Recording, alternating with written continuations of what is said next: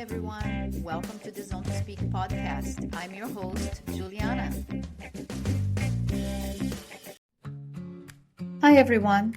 At Zone to Speak, I know how important it is to stay healthy, strong, and ready for every ride, workout, and adventure. That's why I have got exclusive discounts on some of my favorite products designed specifically for athletes like you. Cyc Plus. Their smart pump is a game changer, compact, efficient, reliable, and perfect for keeping your tires road and gravel ready. Plus, they have radar tail lights, smart trainers, smart fans, and more. Get 10% off the smart pump and 5% off everything else. 35% off Frey Skincare. Skincare made for athletes, designed for skin that sweats. Their all-natural, vegan, and cruelty-free products keep your skin protected and fresh. I have been using Frey for years and I love it. 10% off Cold Age. Premium vitamins and supplements to fuel your body, speed up recovery, and help you ride longer. I personally take the Women's Fermented Vitamin and Creatine, both powder and capsules. 10% Clearly Not Coffee, the ultimate coffee alternative made from functional ingredients to fuel your focus and energy without the caffeine crash. Try it out. 15% off Omri supplements. Whether you are training, recovering, or pushing for peak performance, their high-quality supplements have you covered. And there's something special from me, your host. As a certified integrative health nutrition expert and holistic life coach, I am thrilled to offer all my listeners 25% off personalized nutrition and life coaching with Genki Wellness. If you want to optimize your health or simply feel your best, head to bemoregenki.com and use the code ZONE2SPEAK. For all the discounts, check the episode description for the links and use Zone to Speak code at checkout. And let these amazing products support your health and performance. Now, let's get into the episode. Welcome to Zone to Speak. Today, I'm honored to sit down with Peter Stetina, former World Tour pro turned gravel racing icon. From competing in cycling major stages, including the Tour de France, to carving out his own path in the fast-evolving world of gravel. Stettina's journey is one of resilience, reinvention, and passion for adventure. In this episode, I will dive into his transition from the high-stakes world of road racing to the freedom and grit of gravel, his thoughts on the growing influence of the UCI in the discipline, and how he is redefining what it means to be a modern-day cyclist. Get ready for a conversation packed with insight and the kind of determination that makes Peter Stetina a true pioneer in the sport.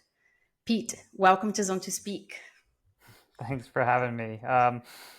It's that's a very nice intro. Thank you for those kind words. Thank you for making the time to be here. It feels surreal to chat with you. Been a fan, watched your career. Very excited to have you. So let's start at the beginning. What inspired you to transition from world tour racing to gravel racing? I mean, it's a very complicated answer with a lot of shades of gray. You know, there's no black and white decision moment, and it was brought about by a long evolution of my journey through cycling, I think, and that, you know, you're as a junior, it is, and growing up, especially in the early aughts when it was, you know, the Lance Armstrong and Jan Ullrich eras and road cycling was the pinnacle, and you learn that the Tour de France is where you want to end up, and that is the dream. But being in that top tier long enough, I think with many cyclists, especially those abroad who have to move to another country to pursue that, it does slowly start to wear on you. You know, you miss weddings and graduations and family reunions and all these things, and the selfish nature of the sport and the dedication. I think it starts to break you down over time. And I think that's just exacerbated by having to live abroad to do it. And then there's a few poignant moments throughout my career where um, I think I just found myself searching for something more beyond only pro sport. It was my crash in 2015 and realizing that there's people in your corner who are only in your corner when times are good versus true friends who are with you in the good and the bad. I think it was creating my own Grand Fondo to give back to the community in early days, and it started as road, and then um, almost being told by team managers that that's a project for retired riders, and then and being almost shunned for doing like a big ride for everyone else, and then I think it was also just this growth of gravel, and that I had always ridden off road. I had started on the mountain bike as a junior.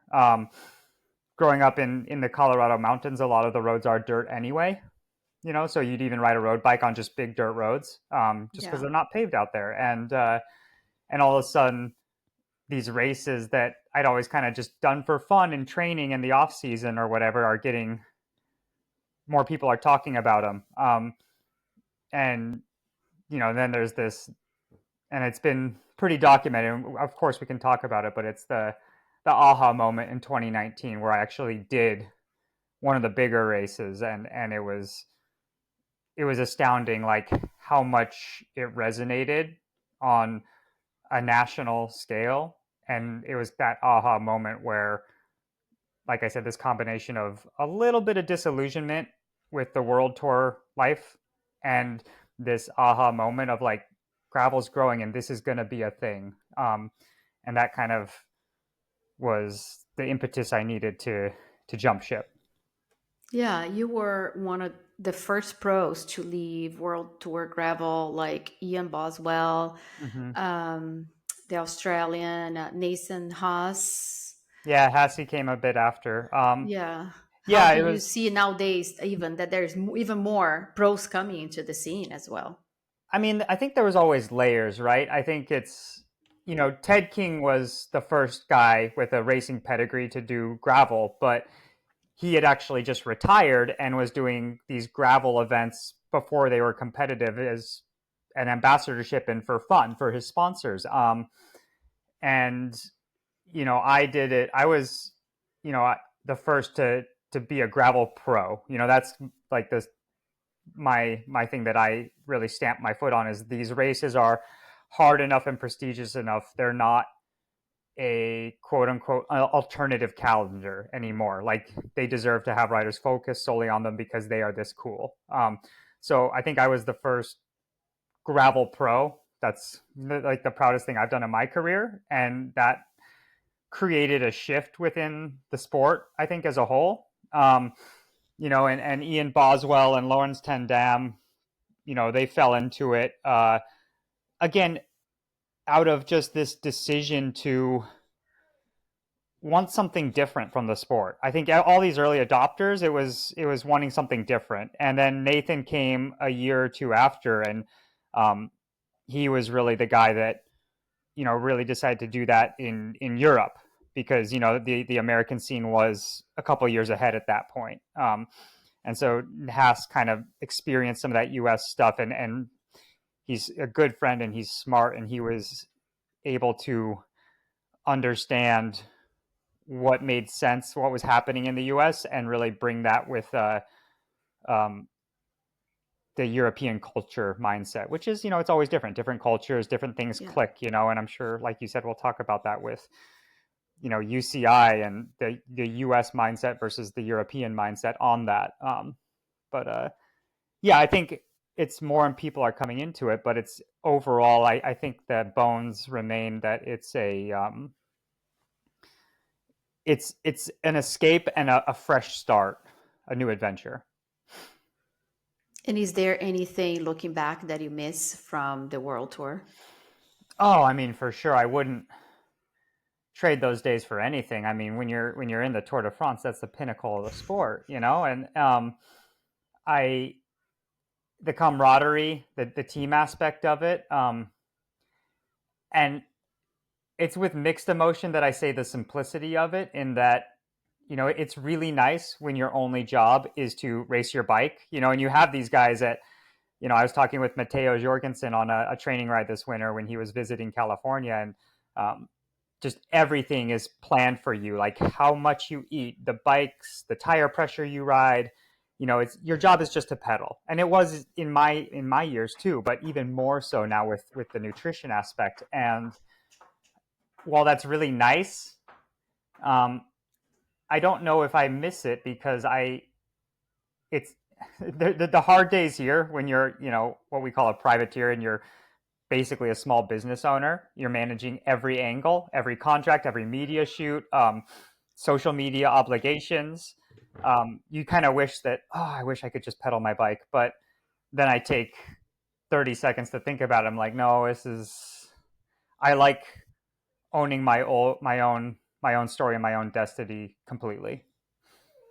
Yeah, So, there's something to that. Being in the world tour, like you said in the beginning,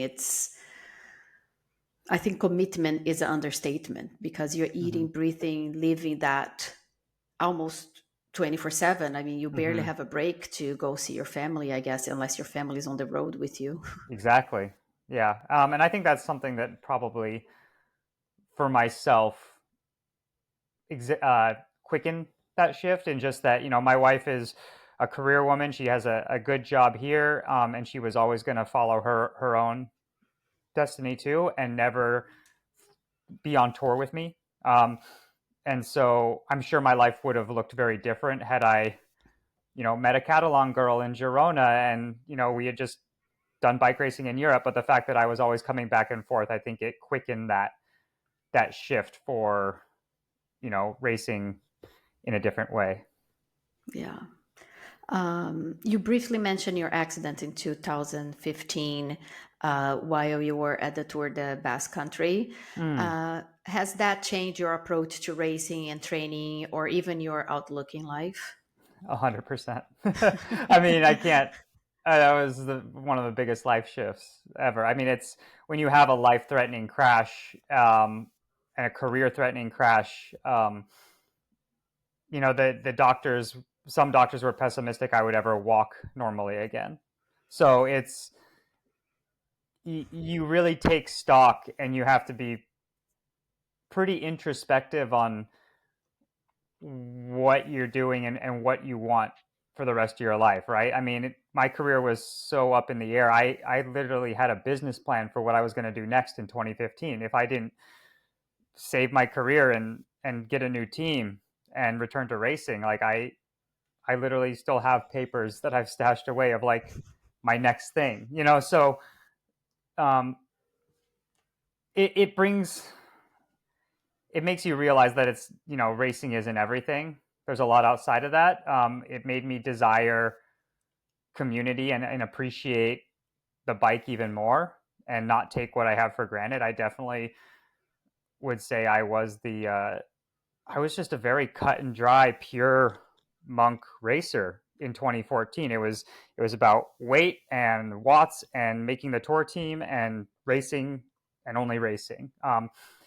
And after that, it was different. I appreciated different angles in life. And then also the risk factor. I think once any rider, and you look at, and I don't think this is just me, I think you look at many of the riders, the big riders who've had a notable crash, whether it's Froome or Egan Bernal or Chris Froome. And I mean, they're much bigger champions than I ever was on the road, but um, it's harder to take the stupid risks once you know what's on the other side of a bad crash. It's after that crash in races, I could risk it when it truly mattered, right? If it was, you had to be the first five wheels into this climb to try and win the stage or have a podium, I could take that risk. But then there's a lot of young riders who have never experienced that, and they just have that sense of invincibility. And there's riders that were risking it in the downhill with 200K to go, just to gain a few spots. And that's where I think you start to be like, you know what, this fight's not worth it. You have to pick and choose your battles, you know? Yeah, yeah, 100%. I can see the mindset shift, because it's just too dangerous. And like you said, if you have never had that experience, you might still be fearless. Mm-hmm. And it's not that you're not fearless and still taking risks, but there is that consciousness. Oh my God, now my dog is howling on the background. Great. He's well, he's doing his job. He's guarding you.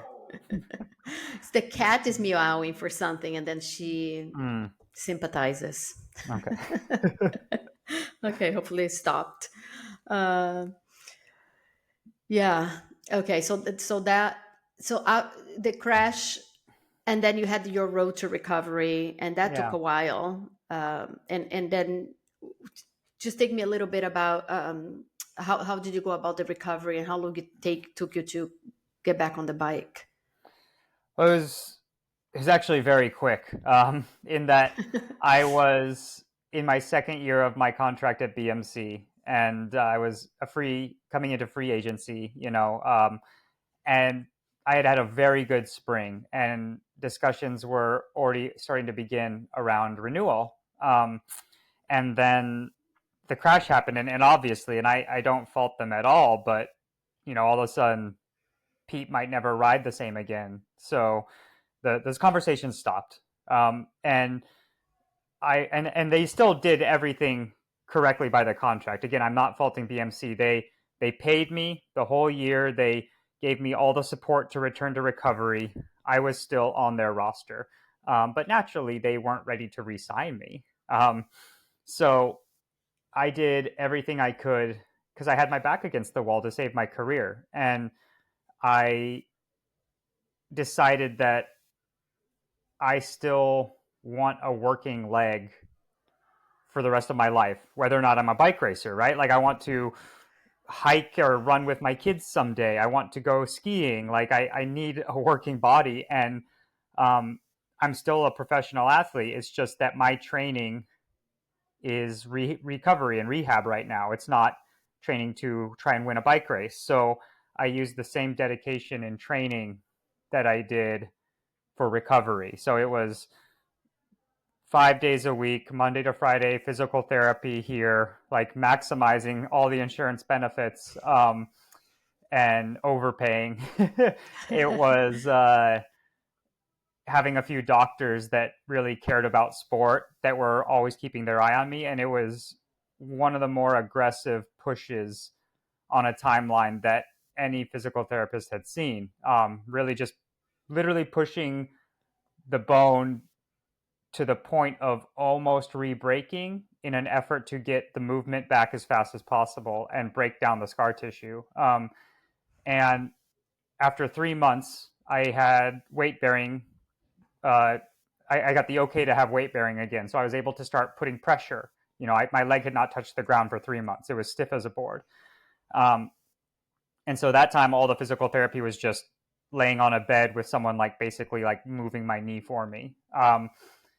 So at 3 months and one day, I got on a bike for a first time, and I was able to train for 3 months with a short crank, a 90 millimeter crank, and then they were adjustable. So every time I got a little bit more bend in my knee, I would up the crank to like 100 mils, 110 mils, and eventually I got to 175 millimeter or 172.5, whatever the normal is, crank, and I could do a full normal bike. So at 3 months and one day, I went outside for the first time, and I was able to train for 3 weeks, and start the tour of Utah while I was still walking with a cane. Um, so on Wow. the sign-in stage, I was in a cane at a pro race, but a 2.1, but Incredible. um, I was in the peloton, um, and I finished the tour of Utah. I made time cut every day, um, and because of that, Trek at the time were looking for a couple Americans to slot on their roster, and they said, if you can already finish the tour of Utah, we believe that you can make a full recovery. So they gave me a 1-year deal at the minimum salary for the UCI and let me prove myself. Um, and that That year, must have felt good. yeah, for sure. I mean, it was still a long ways from where I was, and it's such a weird game, especially in pro sport. Of it's all small percentages. It's half a percentage, from being dropped to winning a race, even. So it's even though you think you're back, and then you go a few more months and you get through a race, and it's like, oh my gosh, this is another level of. I didn't realize like I was still this bad, and then that happens again. So in 2016, I actually, on that minimum salary, I made the Tour de France team for Trek, and I did my second tour, and they signed me again for multiple seasons, which was really that stamp that I was back. And I remember it was in that Tour de France that I actually got my stretching. I got my knee to touch my butt again for the first time during the middle of the tour. It was like, whoa, that was big. I remember Luca Guerciolena, the general manager of Trek at the time. He was on the bus pre-stage, and I was doing a little stretch, and I did that, and I was like, oh my god, I touched my butt, and you saw him kind of be like, what the hell? I have a rider that couldn't do this. Like he was like, that's what you're happy about? The tour is about to start, Pete. But so that was pretty funny. That is funny. It's all about the small wins. That's Yeah, hilarious. Yeah. yeah. Well, I'm glad you made a full recovery, and I guess you never needed that knee replacement. I know you talked a little bit about my needing a knee replacement. It's coming. Hmm. Basically, it's damaged enough in there. The doctor said if I don't do a bunch of other sports, because cycling is non-weight bearing and your knee is locked in and you just pedal straight up and down. It's not a dynamic move like playing football or running or something. So as long as I don't do a bunch of other sports, I have a very good chance of finishing a full pro career before needing a knee replacement. Um, it's just that it's wearing out like twice as fast as a normal person per se. Okay. So Got I will have a knee replacement, but I'm hopeful I can retire first. it. Good, Yeah. good. Yeah, hopefully you can keep riding strong and achieve all your goals, and then get that knee Oh, thanks. replacement. Yeah, Exactly. yeah. So if we can, if talk a little bit about gravel and touch on UCI. You have been very vocal about UCI getting into gravel. Yeah. Pete always has And an opinion. I hear the critics. and I like it. I appreciate it. It's a little bit disappointing when people are afraid to speak up and Yeah. losing sponsors or not being invited to certain races. I think it's good. It's refreshing to have an opinion. So thank you. Well, I will say there's reason behind every opinion, and I'm always open for the discussion on the pros and cons. And I've come around to see other side, especially more of the newer adopters, such as your Peter Bakac's, who's a good friend, but he does all the UCI stuff. So it's interesting to see both sides, but yeah, I'm definitely happy to share my point of view, being one of the earlier adopters. Yeah. So since UCI started getting into gravel and where we are now, do you think the UCI involvement will help grow the sport, or does it risk losing what makes gravel unique? Um, I mean, I think that's a very loaded question, and just that answer has changed over Mm, many years. And it really is geographical, the answer. I think I will say, and I think it's pretty clear, the UCI came in because gravel was the fastest growing discipline in the sport. And they realized to make money, they need to be here. And yeah. they never came to any of the big races in the US. They never looked at the magic recipe of why is gravel growing faster than road? Why is it booming? They just said, oh, this is gravel. We're going to do gravel now, and we're going to do it our way. Um, and for me and many others, that doesn't feel right, because I always am very conscious of like understanding why I was able to make this career switch and what is that magic recipe that made gravel so fresh. Like why was it so Why did it grow so fast? Why was there a reason that everybody was, even if they didn't know it, they were looking for something new and different? And the UCI came in and they used their template from XC mountain biking and road, and they just said, this is how we're going to do it. It's going to look and feel totally different. It's about the racing only and not about the journey. We're not looking at Unbound. We're not looking at any of these other races. We're just going to do it UCI style. And I still am adamant that if gravel just becomes road racing on dirt surfaces and a landing place for people who are retired, which I know a lot of people see me as like, oh, Pete was never the big champion on the world tour, or Pete, is a retired road pro. It's yeah, if gravel becomes a landing place for that, then it's just a secondary discipline. It's not on its own. Like, we need to remember why gravel sets itself apart, and I think people need to realize, like, I came here to continue to be a professional racer because that's where gravel was coming in 2019 and 2020. And I think people, need to realize that it is these other angles that I and many of these other riders have embraced. If it is just about the result only and the bike race and the exclusive categories and going home, then the adventure and the communal journey of that made it so important in the first place will be lost. That said, I realize that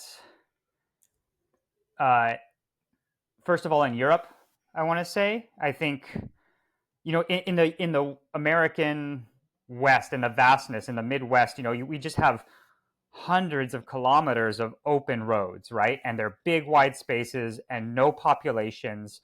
And you can have this big journey for 200 300 kilometers across Kansas, and I think in Europe, it's such a denser country that you don't have those spaces. You will run into populations.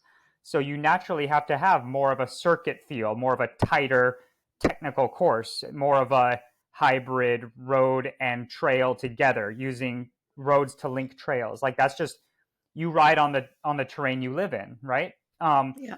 So that does fit that UCI format of a circuit better. One of the few differences is like the Trocca in Girona, and that's why it's like the biggest race in Europe, because it is a big journey and an adventure. And then beyond that, I mean, I think it's even changing a little bit in the US with the new guard, is that, like, there's the younger generation of gravel pro. You have your Sofia Gomez and Keegan Swensons, and they just want to race, and they are advocating very heavily for stricter rules and harder closed courses and safety measures and professional only racing, versus some of the earlier riders like myself or Lawrence.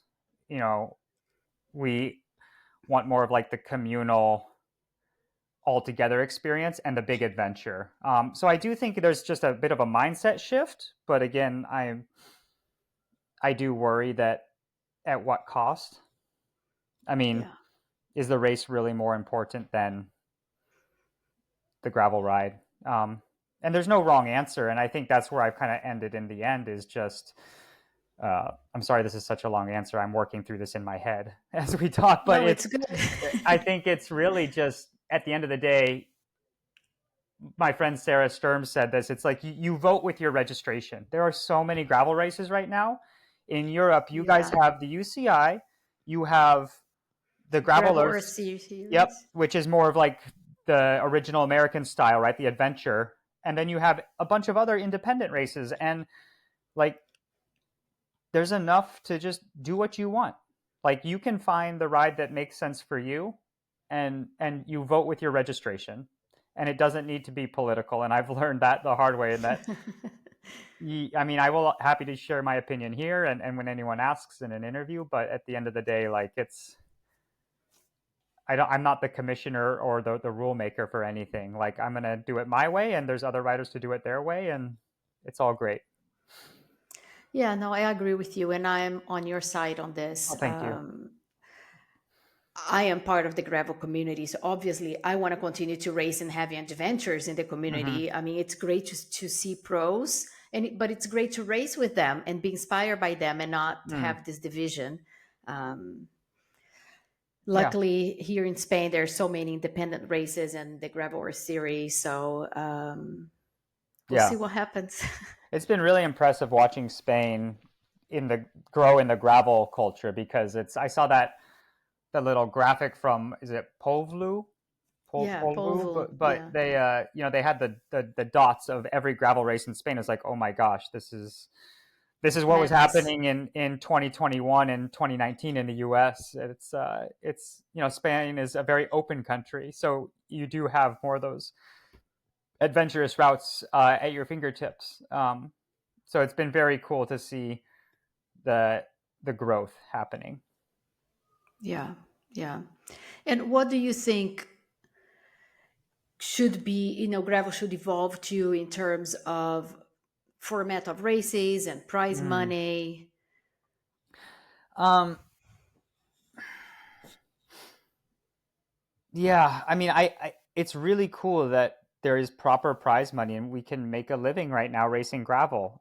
Again, that's gonna, just like road, it's gonna pull riders into who come at it more from a business only angle, right? They're not there for the lifestyle of it. They want to make their money and go home and win their races, and and that's fine though, because I realized too when I was 28, trying to make the Tour de France team, that's all I cared about. Like, and I have a lot more perspective after a longer career, right? And I don't blame anyone for trying to make money racing their bike while they're at their physical peak. I mean, as an athlete, you only have a short timeline as a professional while your body can do this. So you should make as much money as you can. This is your career, right? And that's pro sport, and it's any sport, right? Whether it's Formula One or football or tennis, this is how pro sport is. You make as much Yeah, money and you do the best you can. Like that's and competition is competition, and that's universal, and that's never going to change, no matter what the discipline is. Um, yeah, I do see, because of the professionalization of it, it is widening that gap. It is less of the full adventure together. And I think it was a natural evolution. I think it's a challenge right now for organizers to find the balance, catering to the pros, but also, I have my own event, and understanding again the magic recipe of gravel is like, the pros bring the media. It's important if you want to get written about, if you want to have future registrations, but they're only 10, maybe 15% of your registrations. Like, the primary focus of any gravel organizer is still going to be the other 85, 90% of riders. The ones that are absolutely. paying, the ones that are taking their vacation days from their normal job to come and do this event. And that's who you have to really focus on. And so there has to be a blend, and a juggling act. And it's not easy. Yeah, no, I bet it's not for the organizers. I mean, like I said, I love the mix. I was, for example, at the migration gravel Mm. race. Oh I gosh, think that I looks did. hard. Oh yeah, it's tough. I did the second edition, and it was so cool because you have 4 days. Because it's 4 stages, and we had Lael Wilcox, Mm. Lachlan Morton, Mattia DeMarque. You're just hanging out, everybody Yeah. together. So much fun. I hope this format continues. Well, and I will say those three writers are some of the original writers that understand that formula. So Yeah, it was very cool that you got to do a race with all three of them. And Laki and Mattia are good friends and colleagues. I don't know Leo very well, but yeah, that was. I do think too that stage race format is actually the healthiest for what you speak of, because it forces you to hang out for a longer time. A yeah, 1 day race, there are pros who only want the result or the podium to come in, do the race, go home to their hotel, sit in their space legs, try to get a massage and not experience. But when you're on a safari tour, or for us in the US, the Oregon Trail, you're forced to hang out at camp, which is uh, it's a good thing in the long run. Yeah, yeah, Yeah. it's a very cool format. But I was also talking here on the podcast with Jess Era, that founded the Last Best Ride, Yeah. and it's a 1 day race. But she was able to transform this 1 day race in a big community weekend. So that's amazing as well. Mm-hmm. And tell me about your race. You have the The pay dirt. pay dirty, yeah, pay dirt. Sorry, Pay not dirt. dirty. Yeah, pay dirt. It's for those in Europe, it's a mining term, right? Because we're in Nevada, the silver state, with Okay, the big open the mines, the spaces. So when you hit pay dirt or you strike it rich, that's when you find silver or gold in the dirt, right? You struck it rich. It's like the best dirt you can nice. think of. So that's pay dirt. It's it is my effort to give back to the cycling community and create the best day on two wheels, and also use it for positive change. It's very much a passion project, in that uh, it's it's all about everybody else, and I to do that, and kind of in Jess's vein, or maybe the camping vein, it's trying to force people to have a better experience together and have a great day on the bike still. And I think there's a way to do that while having professional competition, um, but also not take it so seriously. So we do that by having very long time segments, kind of like an enduro mountain bike, but actually uphills, downhills, 15 to 30K sections. So that's how you ride. If you and I were going to go out for a ride together, we're going to get to a climb or a section of trail, and we're just going to rip it and go as hard as we can and have fun. Or maybe I'm going to be doing an interval on a climb. But then at the top, you stop, you wait, you have a snack, you hang out for a minute, and then you ride together until like the next fun downhill. And so I was like, let's do that for pay dirt. So you have a long time section, and you're on the clock, and you are racing, or whether you're racing the professionals or whether you're racing your friend that you traveled with, to buy the beers that night or whatever. You want to be competitive. You have a number. You signed up for an event, but then you cross the timing mat, and there's an aid station, and you can talk, and you can regroup with your friend, and you can roll to the next part and then go again. And yeah, and that also makes the aid stations a lot more fun. We have hot dogs and full grilling picnic during the middle of the race. And like, if you want to eat a hot dog and digest it and then race in 1 hour, you can. Like, as long as you're back by podium time, it doesn't matter. And we actually went too far in that we even had time bonuses for silly games the first 2 years. But when you're trying to actually have a professional race and then the results change because someone can throw a tire further on a field, it takes away from the professional angle. So I realized that I went too far, and we scaled it back. So now we still have games at the festival where you can win tires or GPS computers from Wahoo, and you don't even have to be a good bike racer. So That's really cool.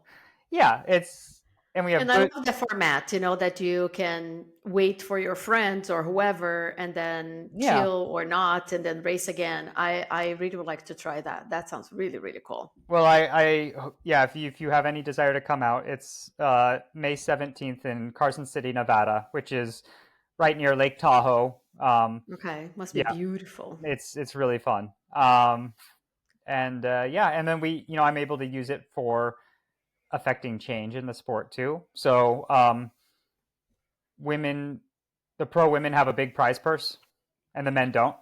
Um, it's just my whole career, and because I'm a male pro, I unfortunately I benefited from it just being a male pro. But the men's race was always the main show, and the women's race was shorter and no television and earlier in the morning. And so at Paydirt, I said, because of I am a male pro, I can literally just change it. Like, you can't get mad at me for hurting my own profession. Um, so we have a $10,000 women's purse for the pro women only, and they are the focus of the professional race. There's the media, um, all the focus, the favorites, the talking of the favorites before the race, because I believe when you create more media attention and more focus, like the endorsements, the bigger sponsorships come the next year. It grows from that. So this is my small effort to create true equality in cycling. Um, and the men are just great. There's a really nice podium still. There's a bunch of beer at the race. Like there's still the results sheet. It's a good race. But the women, the pro women, are the focus for the competitive part. And we have some really fast women. You know, we have Sarah Sturm coming back. We have Heather Jackson coming back, and a bunch of the former podiums. And then my other big thing is that juniors race free, always. So we have our own junior race. And when I was growing up in Colorado, the local racing scene, this was road racing, you know, in 2003, 2005.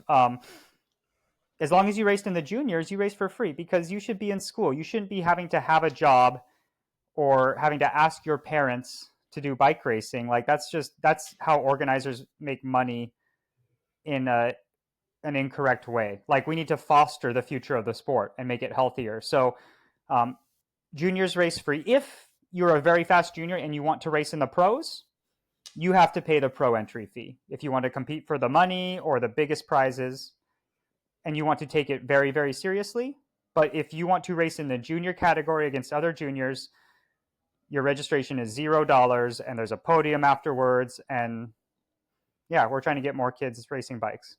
Amazing. I love that initiative, both with the juniors and the female pros. Thank you. Kudos to you. I'll be sharing on the episode description everything about Pay Dirt. Oh, thank you very much. We're trying. It's a lot of fun. I want to ask you about Traca because I was here and parts of it I was watching. I think it was live on YouTube and I was really rooting for you. It was so cool to see you win. And I don't know if you know this, but as I was watching a little bit on YouTube as well, it was funny because they were the narrators, I don't remember who was, but they were like, oh my God, the Americans are coming here now and starting to win. Yeah. But anyways, jokes aside, how did it feel to win Traca? And I know you're coming back for 2025. Yeah. Defend your title. I will say easily that this is the most special win of my career. And I didn't realize that. I didn't know it was this big. You know, I had heard about it. I had heard like, you know, okay, there's a race in Girona. It's the Unbound of Europe. That's what everyone in the US was saying. It's the Unbound of Europe. It's big.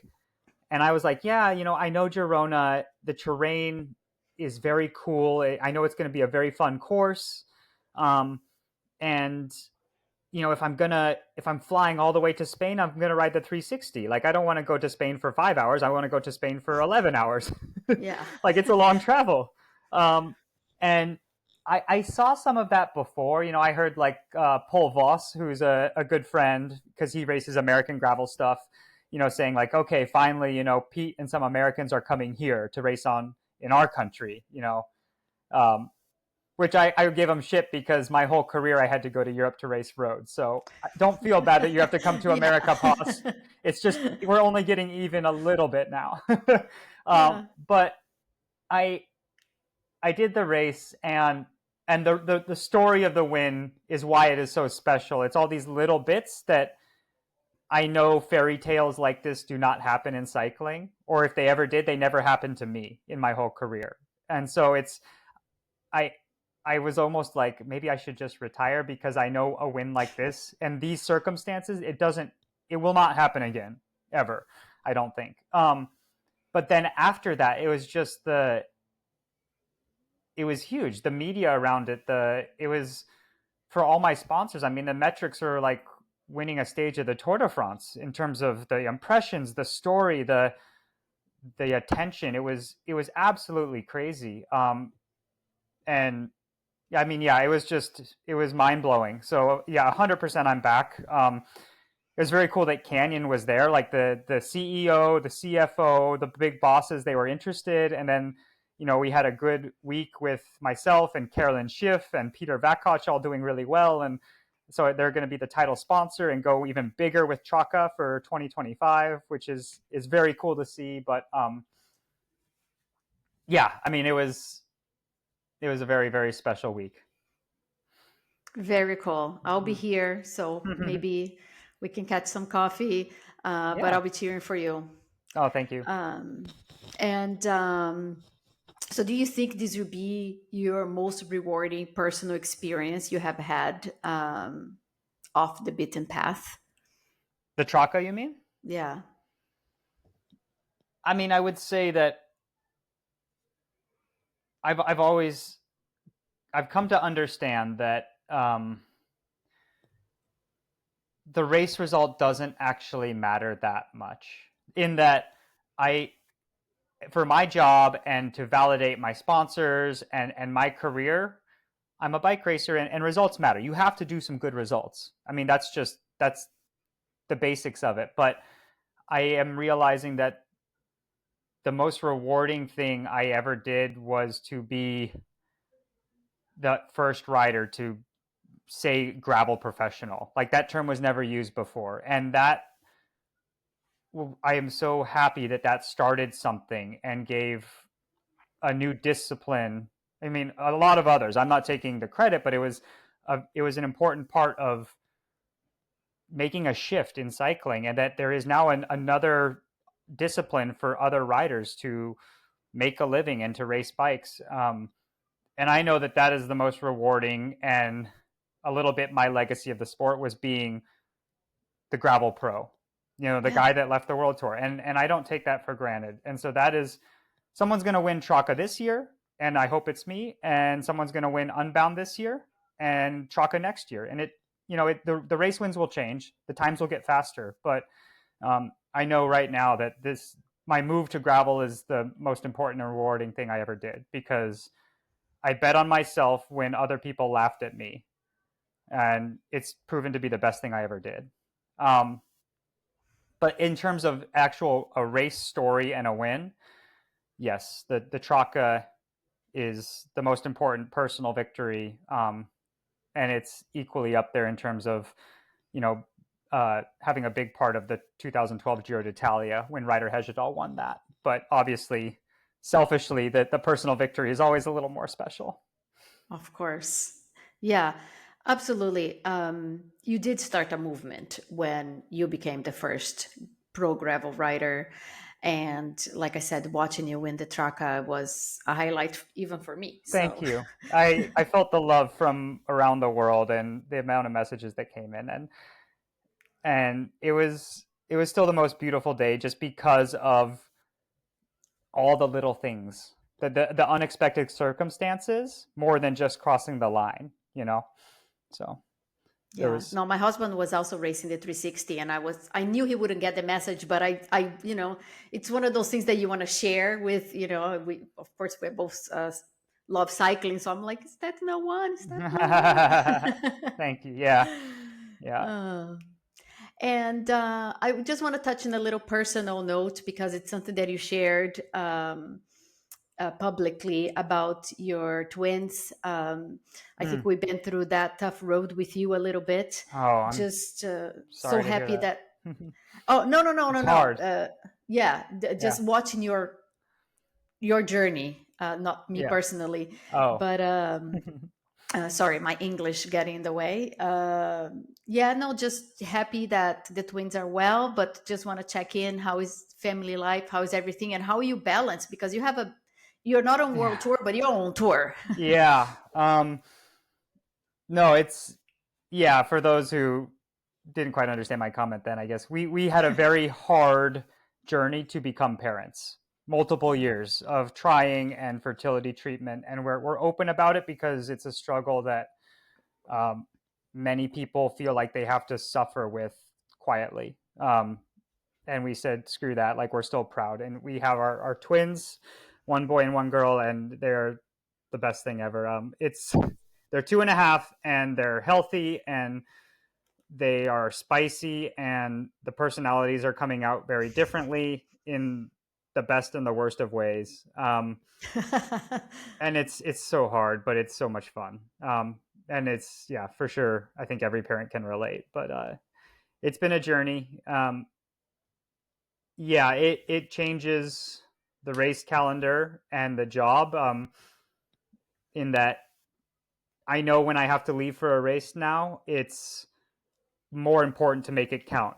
I can't just leave to screw around. Like, if sometimes you want to quit, I think it gives me an extra reason to stay in the fight, and to do it right. And even training, it's less coffee stops and more like, okay, I got to get back because the nanny is off at 4 o'clock, and you know, um, but and it's also making the race calendar much more dedicated. It's, I can't, unfortunately, I would love to stay in Girona for 3 days after Traca and do the sponsor requests and the photo shoots and the meetings, because I'm finally in Europe with European sponsors. And I have to say, I can't. Like, my wife has been alone with the twins, even though we have a nanny for work hours. Like, she's been alone with the twins now on weekends for 2 weeks. And I have to go home. Like, it's because then she will break. So the race calendar is very much dedicated on looking at the blocks of knowing when I can travel, and then there's this much time after for family recovery, not my physical recovery as a bike racer, but family recovery at home, for everybody else, and to spend time with those little kids. So it changes everything I do around it, because I do want to be a present parent and be there for a lot of things. Yeah, I bet it takes a lot to balance. I can't imagine a pro schedule and being home. So I see how you have to run, quote unquote, after races to get back home, and not, you can't stick around. Yeah, I just had the first race of the year this weekend. The grass, it's a local race, but it's always important to start and support your local races and have a little Absolutely. test. And I won the grasshopper race, which is great to start the season off with a win in the best way. But then literally Sunday night, like, my daughter woke up at 3:30 the night after a race, and I had to get up with her and just get her to calm down. And she went back to bed, but Dada did not. So Dada got a good hard race and then 5 hours of sleep. So, but that's life. Yeah. Yeah, yeah, it's part of life. But they Mm-hmm. grow, and then we miss those moments. It's good memories. Okay, I'll take your word for it. And so, what's next for you in 2025? Any big events besides Straka, or Mm-hmm. projects you are excited about? Yeah, I've released my calendar a few weeks ago. It's been a big work in progress, because I like to connect with every organizer that I'm going to, and speak with them, and understand if this is worth it, for me to come there, and to create a calendar that's very much a blend of, I think, going all the way back to the beginning of our conversation, I can't just follow only the biggest races every time, because it's only this day in gravel. It's only about the race and the result a little too much. So I know if I have a good balance of adventurous races and maybe smaller races, that almost that's how I feel like my gravel community cup, because then I can show up to the biggest races such as Unbound or the Traca and be like, it's time to only race, and I can be okay with that. So that's how I feel, kind of both sides of my cup, of my boat. And yeah, but I mean, I'm also, for the first time, I'm not going to do the Lifetime Grand Prix, in just that, um, I've done it for 3 years, and I want, gravel's always been about exploration and a new adventure. I think it's clear from this conversation, I had the most success doing it my way and following my heart.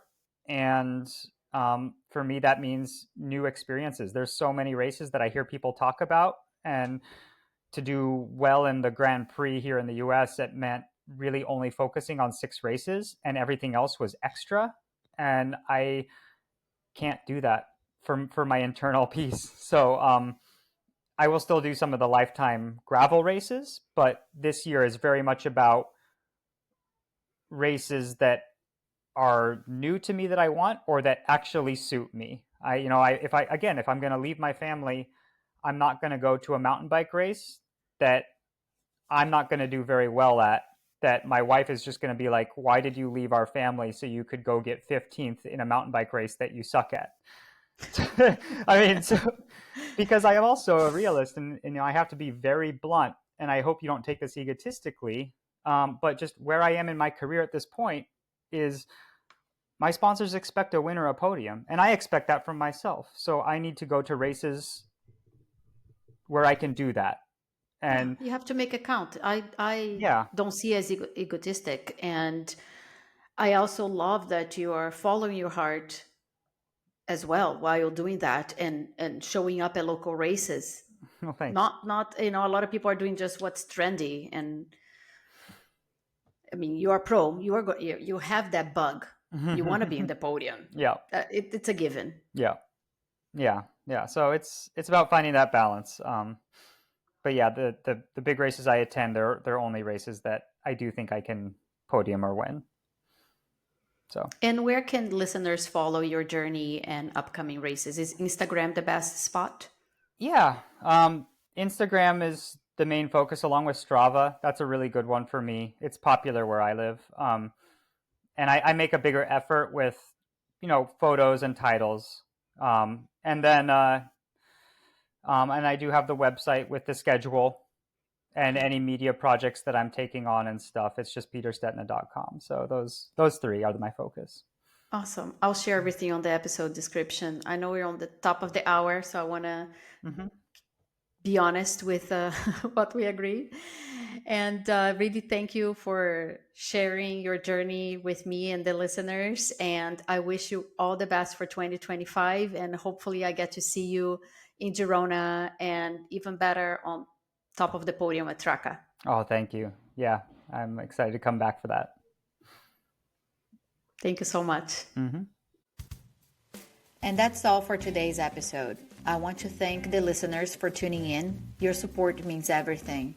If you enjoyed this episode, please consider following, leaving a review, and sharing it with your friends.